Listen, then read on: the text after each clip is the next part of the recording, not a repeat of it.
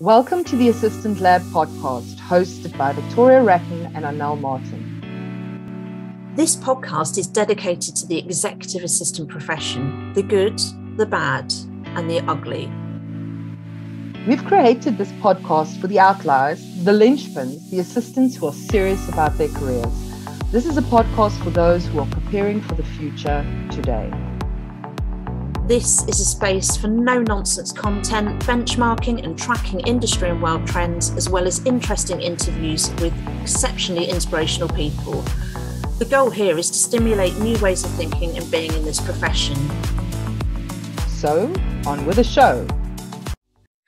Welcome to this next edition of the Assistant Lab. Today we have another really exciting and inspiring interview from Ayca Ilcen, who is Executive Assistant to the CEO of Trust for London. Ayca's somebody who's got a huge amount of energy and passion for her career. Again, another really interesting story, but we're really particularly excited today to feature an executive assistant from the third sector. And we're going to cover a lot of ground with Ayca in this interview because third sector PAs don't get a lot of profile in our industry at the moment. Lots to take away, lots to learn, a few giggles along the way, as is always the case when you have a conversation with Ayca. So enjoy. Good morning, Ayca. Welcome to the Assistant Lab. Really super excited to have you being interviewed by us today. I really can't wait to get stuck into the detail. And thank you so much for giving up your time for us as well. No, thank you so much for having me. I'm looking forward to having a really good discussion with you guys and seeing where our chat goes. Fantastic. Ayca, I know that you're working as the Executive Assistant to the CEO of Trust of London. Tell us a little bit about Trust of London and your experience working with them. So I joined the Trust back in November 2019. Basically, Trust for London is a grant-giving organisation which deals with poverty and inequality in London. So we're specifically London focused with the work and the grants that we give. We have 8 funding streams, so people can apply to any of those funding streams. And then obviously we only have a finite amount of grant giving that we can do every year. But in a privileged position, I think, to say that because of the way that we work, we have an endowment. We've been really lucky recently, especially over the pandemic, where we've actually been able to do more to try and help. So during the pandemic, we, along with other foundations and trusts, we put into a big sort of pot with an umbrella organisation to help give emergency funds out for COVID related funding, and now we're having discussions with the same sorts of organisations about doing the same for the cost of living crisis. So it's really busy, and you wouldn't have thought it, but it became more busy over the pandemic, and it was a real interesting point for me, having not long joined back in November 2019, and then we got to March 2020 and I'm at home and I'd only been in the role for about 4 or 5 months. So it's been good, but in that time whilst I've been at the Trust, I've had a change of CEO, which has worked quite well, I think, in my favour, because my new chief executive has never had an EA. So I've sort of been able to show him what an EA can do and sort of then make the role a little bit more of my own in that sense, which is nothing to do with the old CEO. You know, he chose to retire and everything. So, yeah, it's a really interesting, varied role. And, yeah, I'm enjoying it there. Ayca, I have to just connect to 2 points that you made. I think charities all around the globe have really had a tough time during COVID, and COVID wasn't an easy time to start a new position. How did you find that? To me, that's quite interesting, and I think a lot of people went through that. So can you just tell us a little bit about what you found challenging, what you found better than normal, you know, because I think it is quite topical. Well, I think it was like, I found it really difficult, and I'm always really honest about this. So Vic does know, so I have mentioned this in the past, I really felt like I was failing in my role. Like, I felt like I was like, why am I here? I think it was because I went into that role having read the job description with very different expectations to what ended up happening. And I left, I feel like, and I've written a little note about it, like I feel like I left Silip, which was my previous job role, at a time where I was really go really well. I felt like I was great as an EA, and then I went into this job role with specific expectations, and they weren't being met, and I wasn't doing my job role, and my boss was getting frustrated at me. And I also felt that, so I joined at the end of November. We then had December, so I got to have a board meeting. My boss then went on holiday for 3 weeks. He came back by the end of January, and by 6 weeks later we went into lockdown, and I just felt that it didn't give us enough time to fully appreciate and get to know each other well. And then and I just struggled working from home. It's not for me. I also struggled personally for various reasons, but just the whole idea of not being able to see people, that was my thing. Like, I live for seeing my friends and my family, and so that was really hard for me. And tell me, did you gain any, do you have any tips for somebody who experienced the same thing? What did you learn through the process? How did you settle in and settle down? Because it's now many months later. How did you come to terms with that? I think it was just the fact that my boss was really honest with me, and he was like, and basically he said to me, Ayca, if I didn't want you, I wouldn't have offered you the job role. I know that you can do this job role. I don't know what's going on and why this is not working for us, but we need to make this work right now. And that really was like, no, right, come on, Ayca. And then it was the Easter weekend actually, and I listened to some podcasts, like some of the assistant podcasts that I listened to. And for some reason, some of those really stuck in me. And I was like, right, come on, pull your socks up. Let's do this, and let's just show him. And we've got a really good, we've had an amazing relationship after that, and I really started to show him exactly what I could do.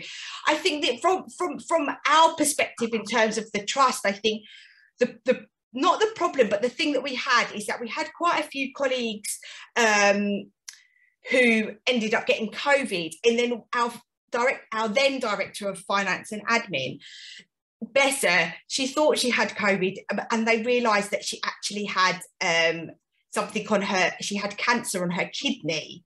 And I think that was a real, that stressed my boss out, because unfortunately for colleagues, previous to me joining, I think in the September of that year, they'd had another grants manager who'd passed away very suddenly. So they'd had that, and obviously everybody was upset about that. And then for her to then be off for 6 months and be such a vital role in the senior management team. Now, I had to step up in my own way to support him, not only to deal with that, but to deal with some of her work. And then the finance team had to do that. And then we were looking into the different options. And I think it was just, on top of the fact that we were in lockdown, we couldn't talk about things properly. There were SMTs every week. And so in a way, after a while, I felt that we sort of got into a bit of a routine with everything. So, and I think that's what helped. Once it had settled down, then you realise that this wasn't going to be over in 3 weeks, and you just had to crack on with it. You're just like, actually, I've just got to crack on. So come on, let's do this. And sort of, it worked out after that, and we eventually found a really good pace with each other, is the only way that I could say. But that's lovely. And I think also, like you mentioned, trying to onboard yourself with a new team on top of everything that was happening in the background is challenging, but I think you made a great point. Mindset matters. When you decide to get on with it, and you get on with it, I think it's that decision, that turning point. And I love the fact that you said there were, podcasts that influenced that thinking, that were the right messages at the right time. So thanks for sharing that. Yeah, no, and I think the other thing that I would say is, obviously when that happened, that I felt very lonely in my job role. So I'm the only EA in the organisation anyway, and actually in all of my job roles since becoming a PA/EA, I've always been that. And so because I was still so new, I hadn't even been able to build some of those relationships with colleagues where I could pick up the phone, whereas all I kept thinking about was if I'd stayed at CILIP and I was in this position, I'd be able to pick up the phone to that person, I'd be able to pick up the phone to that person and talk about work. Now, I managed to build those relationships over Zoom with people and on the phone, and now I have a great relationship with everyone. But at that time, it just felt especially part of the challenge, right? Yeah, part of the challenge. Yeah, definitely.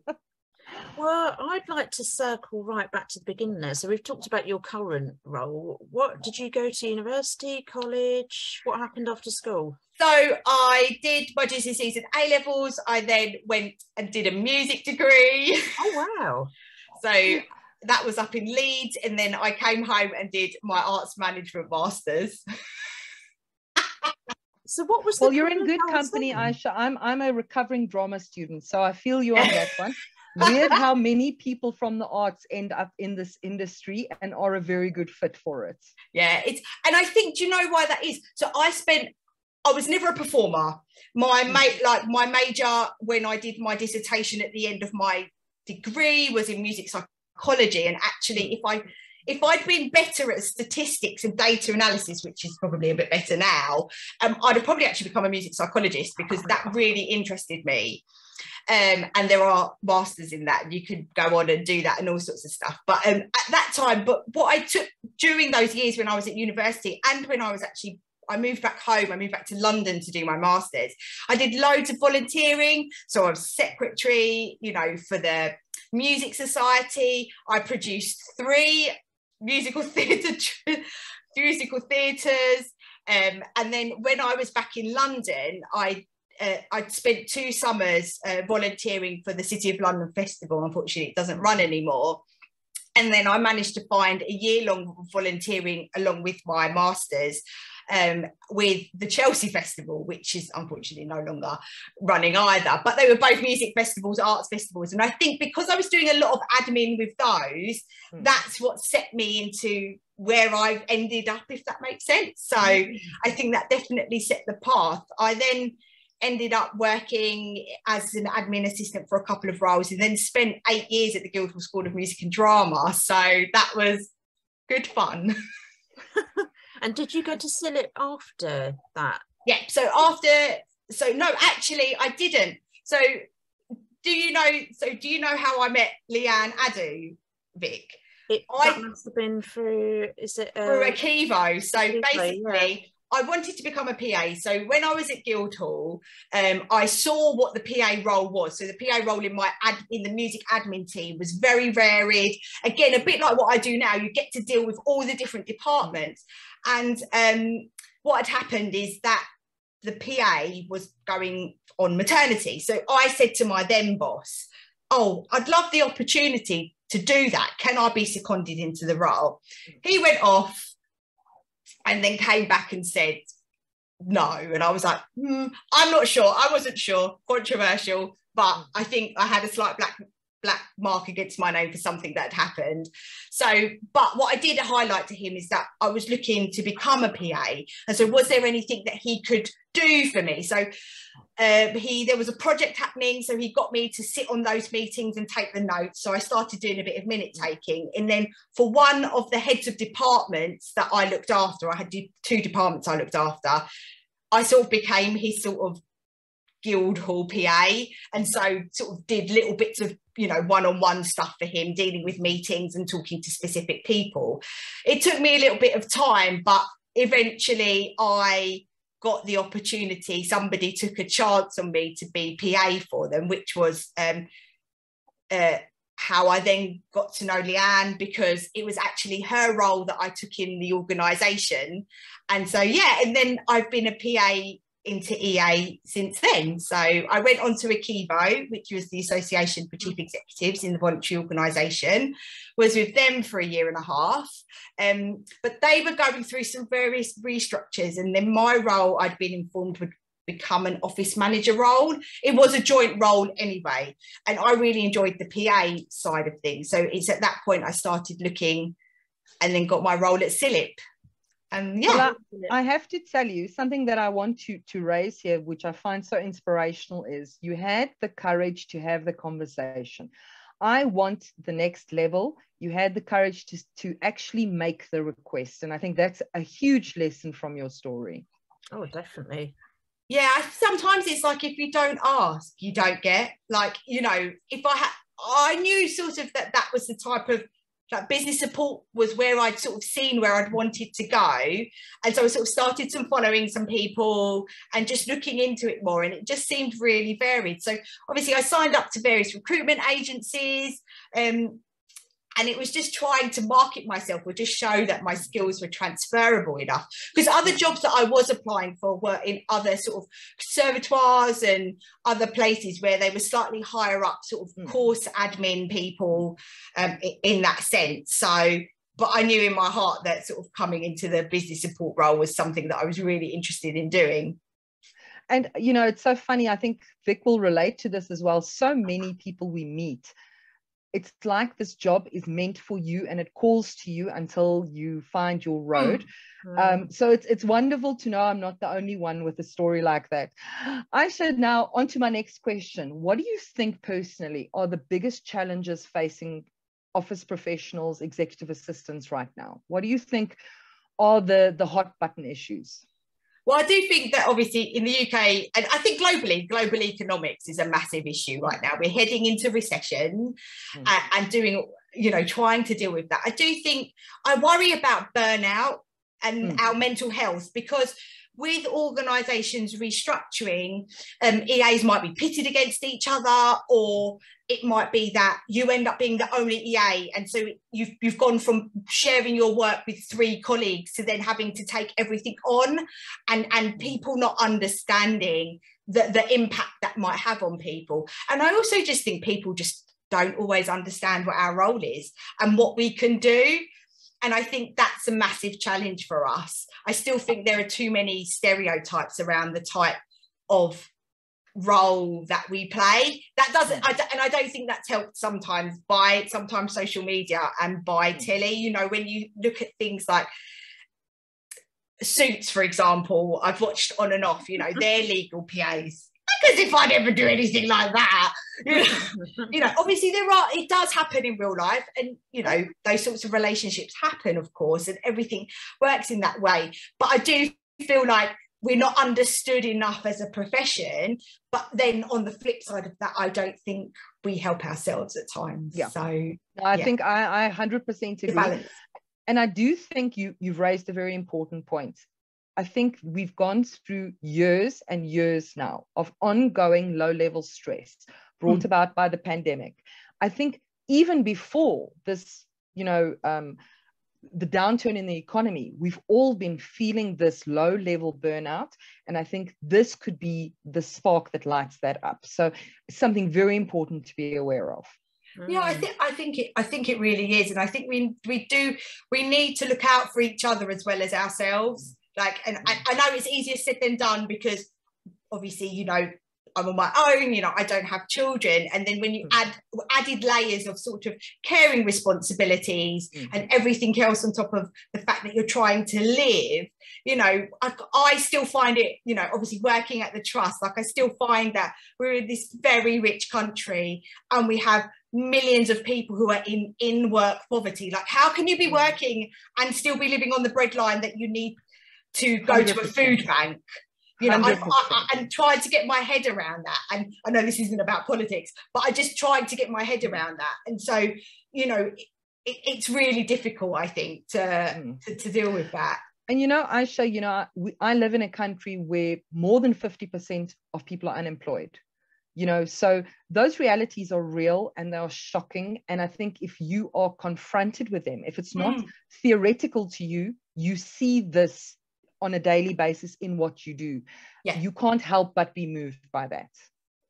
Yeah, and that's sort of why sort of I really enjoy my work at the trust, because in a way, I've worked for 2 membership organisations, so I've been in the charity sector for a while now, and this is sort of the first organisation where I've come to where actually we're giving money out to try and make a difference on the ground. And there are times when you make a difference on the ground, and some of our grantees make a difference at the High Court and they end up in the media and they're making real difference for people that need it. And that's when, you know, like you feel quite fulfilled and you feel like you're really making a difference in society, but it's tiny compared to everything else that's also going on. But it's small wins, I think. Yeah, I loved my time in the charity sector as an EA. And absolutely loved it. It's very, very different to corporate and public sector, very different. But yeah, I mean, I've moved across sectors, as you know, but I've got wonderful, wonderful memories. And if I'd have carried on actually my EA career, I think I would have gone back to charity, third sector, definitely, because you come out of work each day knowing that you have made a difference. And it's not all just about profit and the bottom and top line. Absolutely. So whilst we're on this kind of subject of charity third sector, you're in EPAA's Facebook group, and we're a small group, but we have a lot of debate in there, which is what I love about that group. Everyone's just upfront, honest. And I put a post up in the group fairly recently, and it was something that was kind of mentioned in an off-the-cuff conversation that another charity PA had with me a few months ago. And it's the fact that not just the charity third sector, but also public sector PAs don't seem to get an awful lot of coverage within our own industry. So looking at the awards, conference platforms, you don't see many of them speaking on PA panels and that kind of thing, even interviews within the PA world, and whether that be magazines, podcasts. What are your views on this? Because we had quite a strong debate, didn't we, in that group? And it actually... yeah, there was some interesting stuff that came up. It was really interesting to read that, actually. So I do think I agree with you, Vic. I think we as third sector and the public sector EAs or PAs, we don't put ourselves out there enough. I don't know whether that's because of confidence. I don't know whether that's because of the work we do and we don't feel that it would be valued against at the big corporates. So I do think that there's an image thing around being a public sector and third sector PA. I do wonder if the image thing is the fact that we're not taken as seriously as somebody who might, say, be working for a big corporate. Whereas actually, I think what we have to say is even more important, because we're talking about things where our organisations are hopefully making a difference. Or, you know, if you're in the NHS or if you're working for government, maybe some of the civil servants feel that they can't put themselves forward because of sort of government and the way that the government is seen, maybe. But I do think that there's just a lack of confidence. Like, I know that I also think it's one of those things where some EAs and PAs just have more confidence in themselves, if that makes sense. And so they might be more willing to put themselves forward. Whereas, you know, I freely admit that I'll sit here and I'll be like, well, I'd love somebody to nominate me, but I wouldn't nominate myself. And so, or I'd, you know, just say in my head, oh, I'd love, you know, my boss to think of these things, but my boss doesn't think like that, bless him. You know, does that make sense? And I think it's just one of those things where it's like, in a way, we love what we do, and we do it because it sits well with our ethics, our principles, our values. Well, I know it does for me. Yeah. But then we're not confident enough to say, actually, I have something to say. Like, hear me, listen to me. Does that make sense? Ayca, it makes complete sense. And I have to tell the story at this point. I was invited to speak with a major top name executive assistant working for, I'm not going to say who the person was, but famous tech entrepreneur. And I had a mini meltdown one night just before the event. And I said to my husband, you know, I'm going to speak on the same stage as Mr. X's PA. And he said to me, you know what, Anel, this should give you confidence because nobody even knows your boss's name. You're going there with your own name.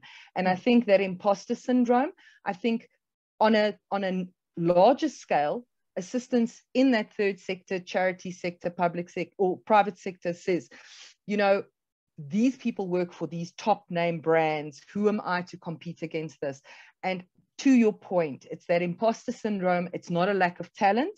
It's a lack of confidence and feeling like you're competing against a brand, not another person. And I think that is a mindset that we need to work on. And that little discussion with my husband blew me out of the water. And hopefully that little story will help somebody else take that next step. Don't get put off by the big brands. You bring your own value to the table. Yeah, and I think just a couple of points from me. In corporate companies, having worked for a PLC, it's like, it's like a project every year. They look at what awards they can go for, because it's all about PR and things like that. You know, they'll look at all the different professions within their office sphere and then look at the awards that match those professions. And it's an exercise a lot of big companies go through every year. So that's why you often do see, you know, PAs from the big four accountancy firms, for example. And there's lots of brilliant PAs within corporate, but I also want to give the other side. When I was a charity PA, a couple of things there. I used to go to what was the Times Creme Secretarial exhibition, and I'd go round with my business card, and I was genuinely going there to look for good suppliers. I mean, it's a lot easier now, you can do most of it online, but back then I'd have suppliers not even take my business card off me when they saw it was a charity. They were like, you haven't got any spend. I'd sign up to certain PA events and then have to be told by the network leader, sorry, they only want corporate PAs there because of the spend. The reality was, though, is that I had a lot of autonomy with the budget that I had in the charity sector, whereas when I went to corporate, everything was micromanaged in terms of budget. So it was quite yeah, it was quite strange. And I think the impression of the awards piece, that it is PAs predominantly from large companies that win them, totally get that. I think a lot of charity PAs probably would have felt that back in 2005-06 when this sort of stuff was happening as well. And it's probably a bit controversial saying it today, but actually the industry, our side, could do more. So, you know, I run all these events, conferences, panels. I can go and make sure that there are charity representatives, that there's PAs represented from our NHS trusts, government, public sector organisations. Like, we shouldn't sit there and wait for people like Ayca to come and offer up to come and speak at my event. We should just go out there and ask them to do it, because then you've got true representation from across the industry, and we're not just hearing from people from the same sector.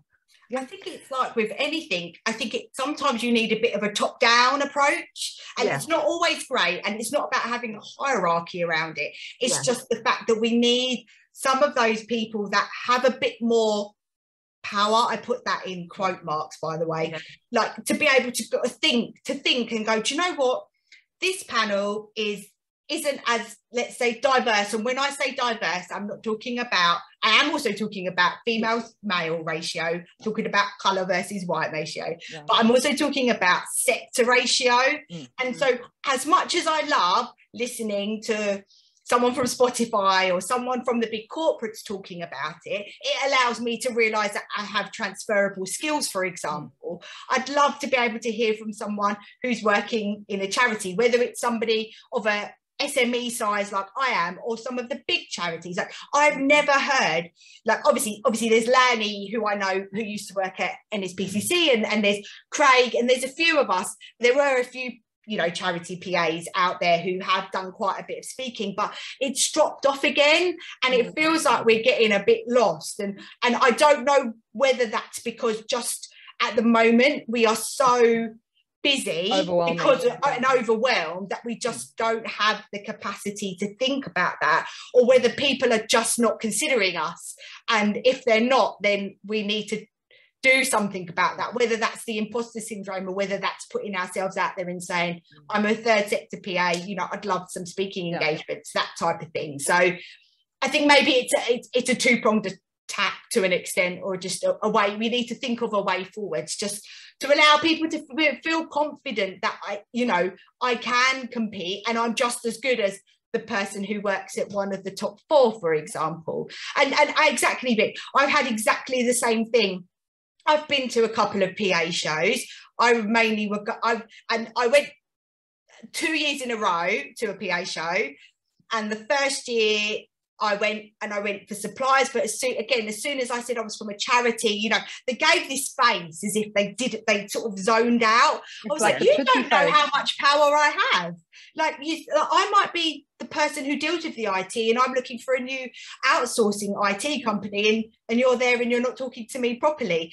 And both times I did do the seminars, so I went for learning as well. But as a charity PA, I also felt very much out of my depth, because there was luxury sections, and I don't have that money to do those corporate gifts. Now, at the trust, because of COVID, I did do some gifts, but even then, that was Hotel Shocker, and they loved it. So, but But do you see, I'm still quite limited at times as to what I do because of the external perception that it could give. Like, I can't be seen to be giving staff £100 Fortnum and Mason, you know, basket. My brother-in-law got that for Christmas last year. He was very lucky.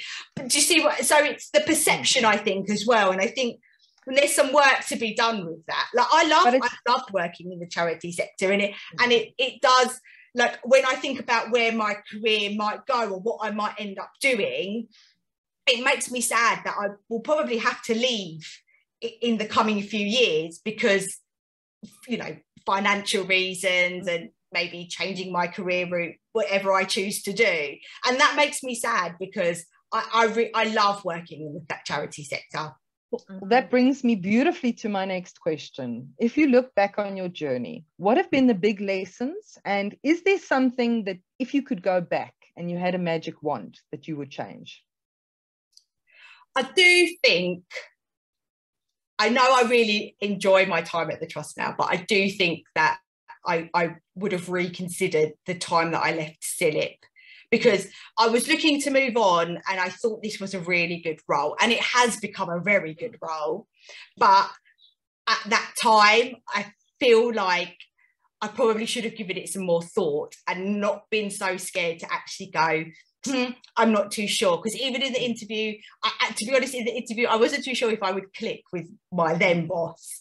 And maybe had a bit more confidence in myself to go, actually, no, this isn't for me. And then they would have, and maybe I would have stayed at CILIP. But I do also think that sometimes part of that issue could be because of there was internally and personally, there were things going on in my life that made it also added different layers. There were lots of different layers as to why I think I struggled at that point.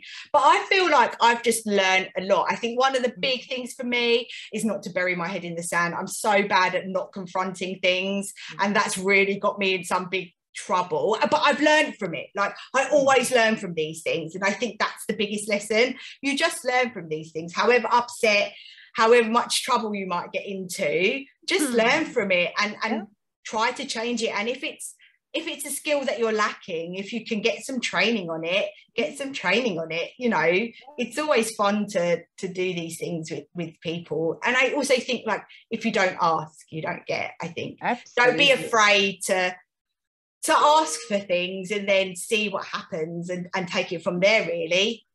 Because if you don't ask, the answer is by default is no. So that's a 100% chance of getting a no. If you ask, your odds go up by 50%. Okay. Exactly. Those are great odds. I can live with that. And the other thing I love that you said was, you know, even if I've made mistakes, even if there are things that I look back on, I wouldn't change that because it's part of who I am now and how I got to where I am now. So I think that's a really healthy way of looking at it. You know, I love saying to people, you win or you learn.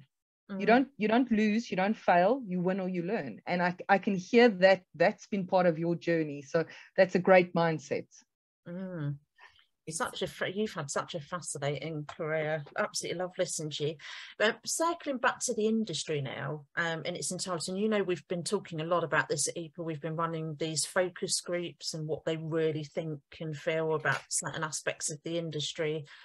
The perception thing, I feel, I think we've gone backwards in the last few years. I feel that some of that is our own doing, and I'm probably going to come across really controversial here and upset people, but I have my entire career, so I'll go with it. But it feels we're quite gimmicky now as an industry, and I think that has hurt the overall perception when you look at employers, HR departments.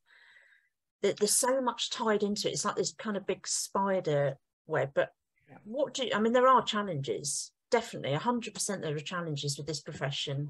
What's your thoughts on that? Yeah, I feel like we're very divided as a profession, and I sometimes feel like there's a lack of respect for each other. There's a lack of respect from the fact that I might be, say, I work in one sector and you might work in another sector. At the end of the day, we're both EAs, and you know, we're doing similar job roles. Just because you might be in that sector doesn't make you any difference to who I am. And I really spotted that and it was very interesting. This was a few years ago now, and I didn't like this person very much at school, to be brutally honest, but I no names.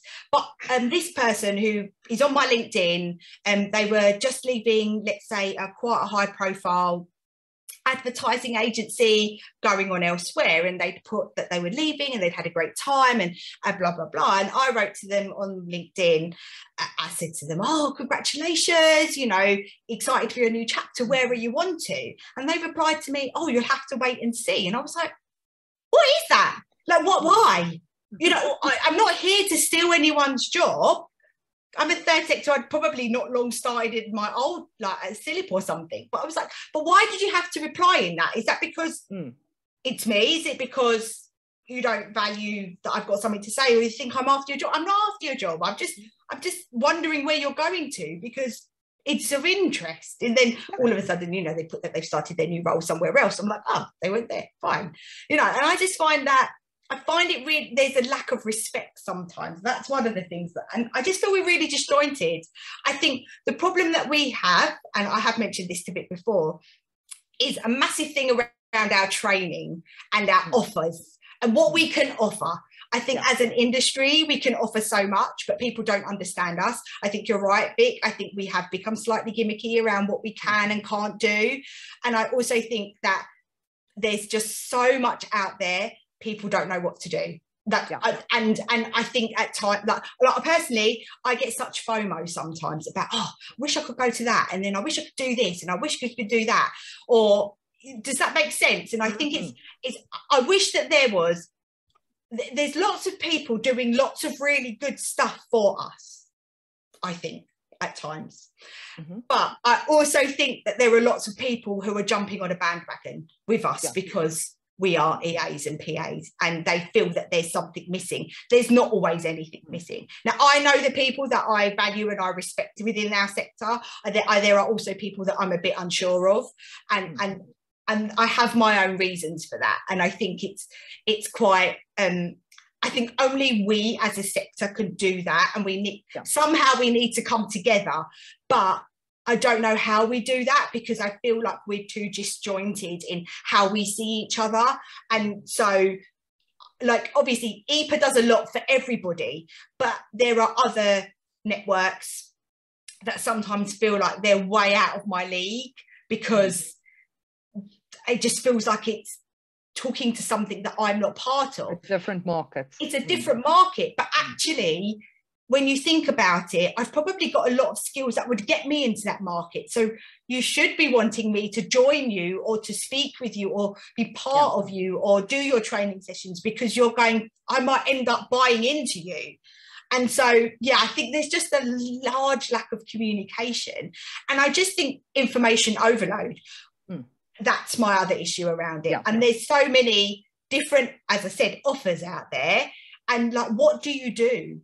And so we have to be quite, I feel like as an individual, sometimes we don't know what we want. So how are you, like Anel and Vic, in your sort of manner of, you know, being an association, or Anel as a trainer, how are you going to help me if I don't even know what I want to do? That's it. And you've made a very, very good point. You know, coming back to this FOMO and the amount of stuff out there, maybe just give us some tips when you are looking at all the stuff that's available. How do you decide where you spend those precious training pounds, where you spend that precious time when you can do some development?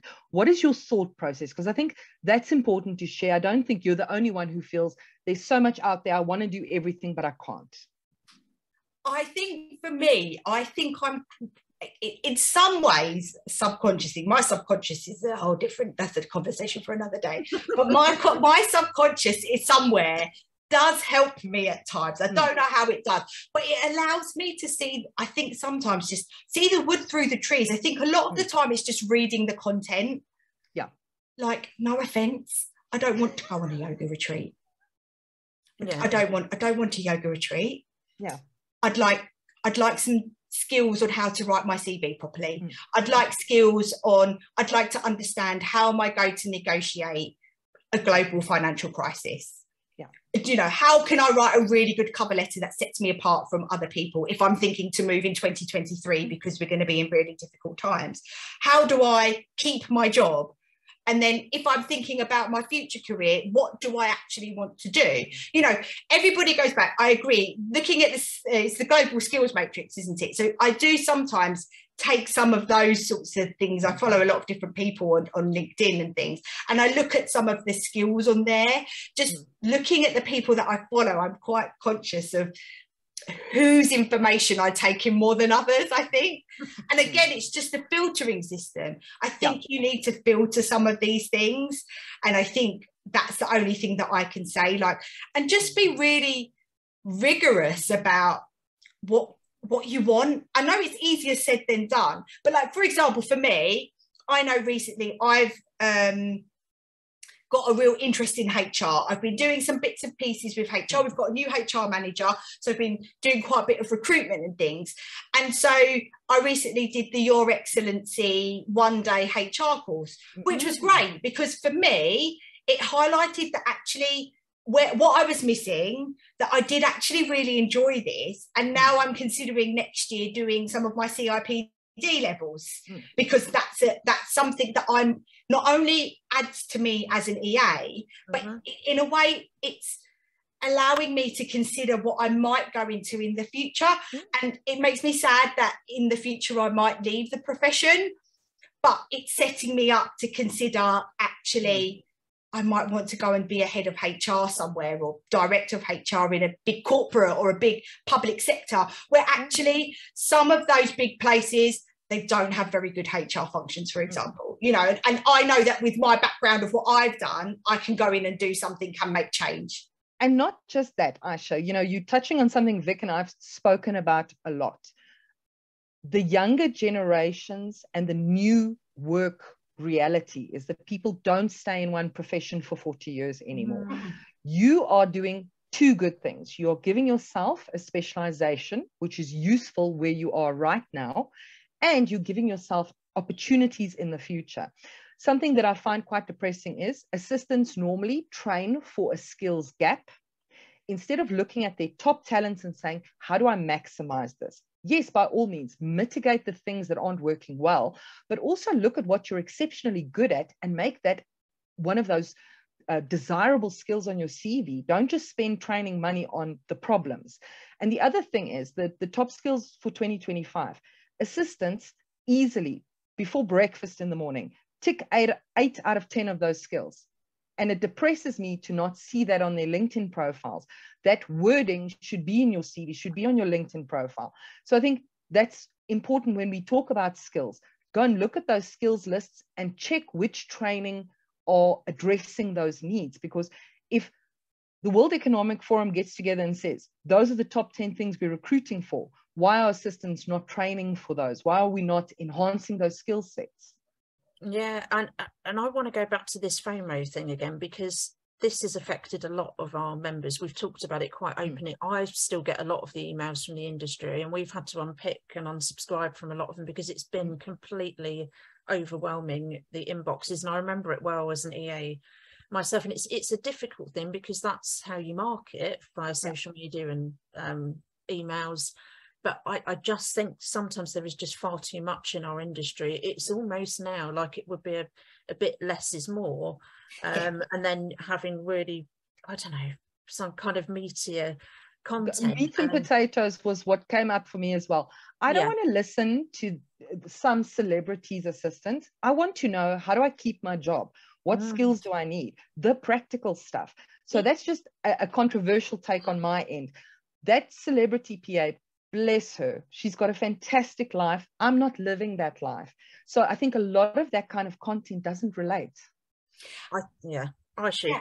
I think it's an interesting one because obviously I do listen to quite a few different, say, podcasts, and it's really interesting. And actually, I think that is coming through a little bit more. You don't always.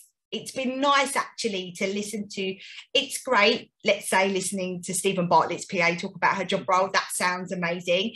But on some of those podcasts, you're also getting some of those other PAs, you know, someone who worked for the Manchester PA network. I remember that one, and it was just really interesting to listen to them. And then especially during the pandemic, there were a couple of podcasts where they were talking to people who'd actually been made redundant. And that's what interests me, because you'd been made redundant, and how had you built yourself back up again? What had you done? Had you done extra training to do that? Had you just gone for a contract role just to keep yourself tied over?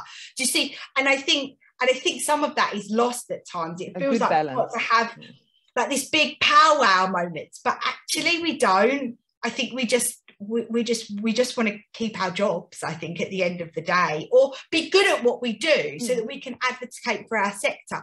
But I also do think that there's lack of, maybe respect is the wrong word, maybe it's a lack of understanding. Yeah, I feel like there's a lack of understanding that actually we're all PAs and EAs, and we all have, in our own ways, we all have very similar skill sets. But just because I work in the third sector doesn't make me anything different to an EA or PA who might be working for a top PLC. Yeah. And I think that maybe that's where some of the grey area is at times. Like, that's how I've, in some of the networking events and some of, you know, over the years, that's how I've been made to feel at times. And I don't think it's intentional, but I just think there's a lack of understanding, maybe. And that's why I feel like we're so disjointed at times. And so I don't know what will bring us together, but because of the levels of the training offers as well, I think it all interrelates, and it's a big vicious circle, and it's a catch-22. But only we as a sector can change that. And so it needs to be those of us that, you know, are very much, let's say, career EAs, and we want to make change in the same way that you had the Not Just a Girls Job campaign. They're the types of campaigns that we need to be put into the forefront. There's you know, campaigns around our training or what we do or those types of things. I can't tell you exactly what it is because these are just things off the top of my head, but that's just how I feel about the sector. But I love working in this sector. But hopefully this discussion starts a different way of thinking, brings it to somebody's awareness. And you know what? I think I always say to assistants, no matter what challenge you face, you've got to start with changing your reality internally. Maybe it's a question of saying, I deserve to be here. What I do is in fact, what you guys do is so much more valuable because you're actually adding value to society. I think our society is so broken that making a profit and making money and, you know, that ego-driven part of business often gets the shine. But I think also for the charity assistants to step up and say, what I do matters, what I do brings value into the world. And then maybe this discussion sparks an idea, sparks a different way of thinking for both sides, you know, and there's an awareness around it, which will help starting to make that change. Yeah, and I think it, like you say, it can only come from within ourselves, I think. And so, you know, I loved, Vic did a couple of years where we did a couple of sort of just charity, sort of public sector conferences. And I really enjoyed those. It was great to meet other PAs and EAs and actually realise our sector is huge. Like my third sector is so much bigger than I anticipated. You know, people who come from Chester Zoo, you'd never think it, but they are classified as a charity. Yeah. And they need EAs as well. Yeah. I think we should, and so do that. We should bring back the third sector training day because it was really well received. We had a really, really good day. But it was when I set up EPAA, having experienced what I did as a charity PA and being excluded from things. And this conversation's reminded me that I was actually excluded from membership of a well-known PA network in London, who I won't name, but they said I couldn't join because my CEO wasn't high profile enough. And yet my CEO had fundamentally changed the lives of tens of thousands of British disabled people. And they said I couldn't join because she wasn't high profile enough. And I'm thinking, but she set up the charity around her kitchen table. Prince Charles came to open the charity. She's had honours and awards all around the world for her work. And that still wasn't good enough. And I was a little bit upset at the time, but I took it on the chin and found the networks which were not so much exclusive, but more inclusive. And when I set up EPAA, it was, you know, I was really, we'll never, ever do that to anyone, what happened to me. This is just not going to happen. And I think that's why we have such a varied membership of different ages, different sectors. and we'll always continue to promote that. I just think it's wrong, and I think it's wrong that it still goes on in our industry. And that's what I think I really enjoy about being like a member of EPAA, is the fact that, sort of, for example, when we come on the training days, we're all very different. We all have different backgrounds. We've had different careers. We're all of varying ages as well. And we can still talk about the same things, but we can also openly debate. And I think that's a big thing that has been lost since the pandemic. We have lost the opportunity to debate. And that makes me really sad, because we're losing the opportunity to say, oh, Anel, I respect your opinion. This is my opinion. We'll agree to disagree on this specific subject. There might be times that we'll agree. There might be times that we'll disagree. But it feels like, I don't know about you guys, but I feel like everybody's trying to put their opinion on you, and you're expected to just take it. And I'm sorry, I'm not going to take that. I'll listen to you. I might not agree with you, but I'll just say, okay, well, this is my opinion on that matter, and we just don't agree on that. But I'm not going to fall out with you over it. And I think that's what's happened. You know? And it's happening globally. And also to that point, you and I can have a debate. And I must be open-minded enough that if you make a good point, I say, wow, Ayca, you've convinced me. I don't need to defend my point and die on that hill. Have an open enough mind to change your viewpoint. I think people have lost that as well. So as much as, insisting somebody must see my point of view, that's bad, but also not being able to look at the facts, or to have a growth moment where you say, I see this differently now. Thank you for the conversation. You've raised such a good point. Well, both of you have. And this is why I don't love LinkedIn anymore. I like it, but I don't love it. And that was the one site I had to take regular breaks off during the pandemic. I had to for months at a time, because it was just too much. And I am a very opinionated person. I always have been.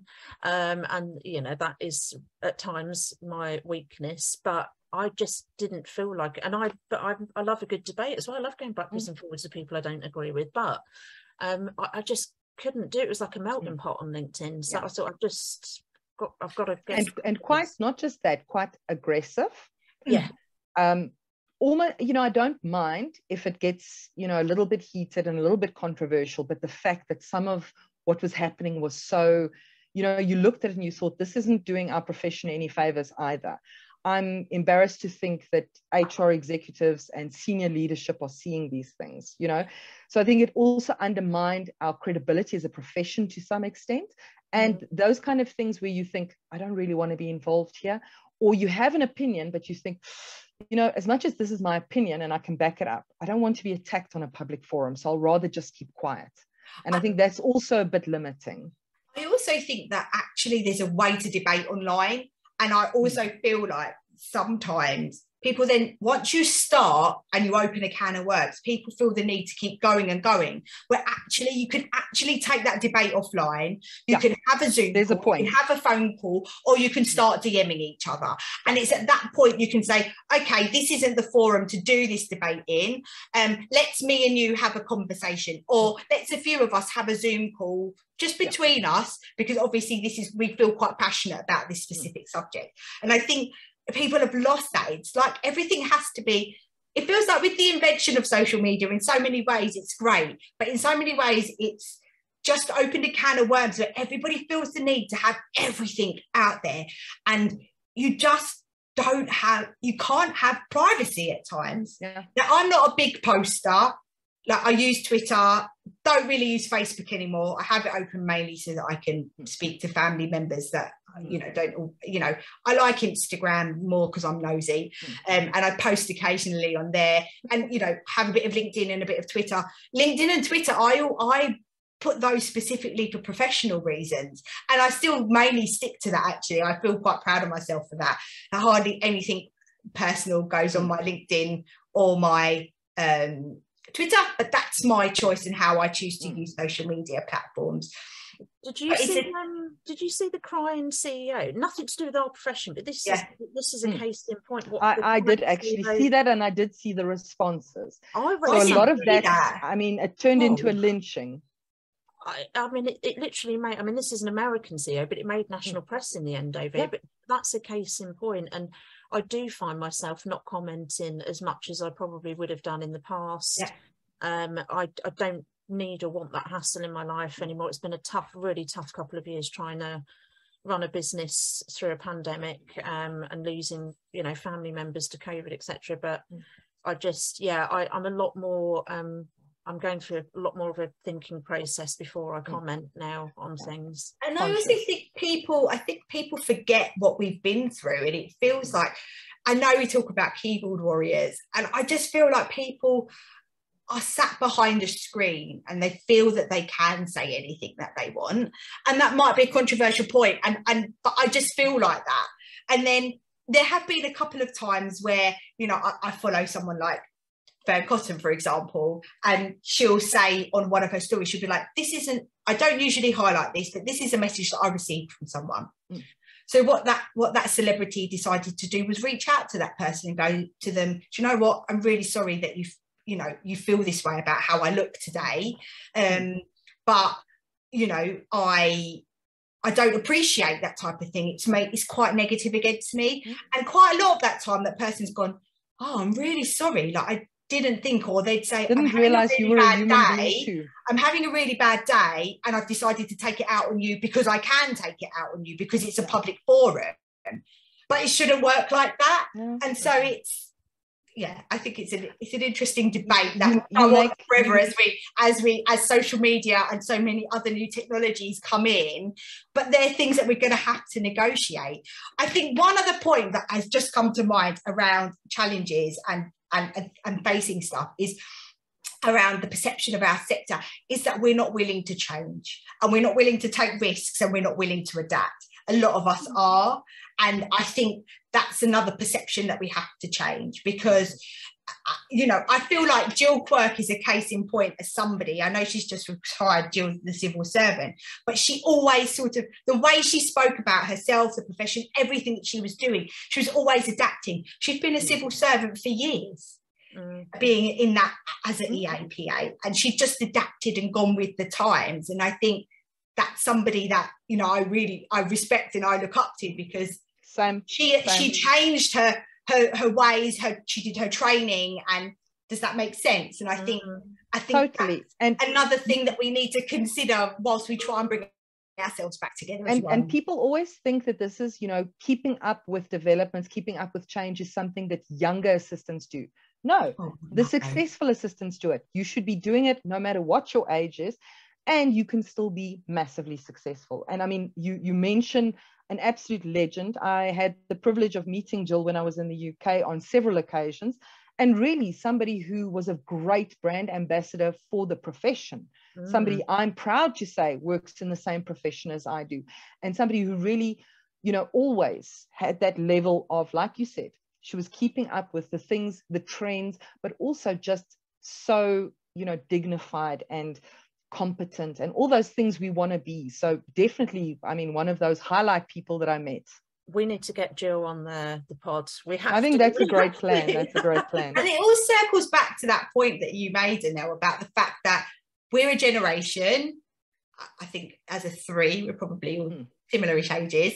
And so we are part of a generation where we're going to have 3 or 4 different careers. So if we don't continue to change and adapt and take some risks, how are we going to change those careers as we go along? Because all that's going to happen is you're going to get to a point where you're ousted or you're made redundant. And that's hard to take. As somebody who saw their dad like be made from posts, 3 or 4 different posts, because he wasn't very risk averse and he wasn't very, and I think there could be other reasons for that. My dad came over to the country when he was 17, 18. He's had to learn the language, he's had to adapt in a different way, and so maybe might not be so risk averse because of his background, shall we say. But I do feel like we have to take change and by the horns at times and just run. And we've spoken about it. It's not about failing, it's about learning. So if it doesn't work, you learn from it and you make changes. And so wow, what an absolutely amazing end to what has been an exhilarating nearly an hour. I have absolutely loved this interview with you, Ayca. Time flies when you're having fun, right? Yes, I've really enjoyed chatting with you. Thank you for this. It's been great just to talk about lots of different things about our sector. It's been really exciting. Providing a voice to third sector EAs. And I know you're on a panel for us later this year at a virtual event we're going to be doing, so really excited about that. And you know, for any third sector EAs and PAs that are listening and do want to be on PA panels and you know, want to be interviewed and share your story, then just get in touch. Please do. Please do. And I will do the same and get in touch with people as well. But thank you very much, Ayca. I can't wait to see you again soon, hopefully. Very much so. Yeah, and we can't wait to get this shared live out there publicly. Thanks so much for your time. We had a fantastic interview, loads of gold that we've unearthed today, and lots of great advice. Thanks so much. No problem. Thanks very much, guys. Thank you for joining this episode of the Assistant Lab. If you enjoyed this content, you know what you need to do. Feel free to share it and help us grow our subscriber base. Join us again next time, and until then, keep experimenting, innovating, and improving your skill sets.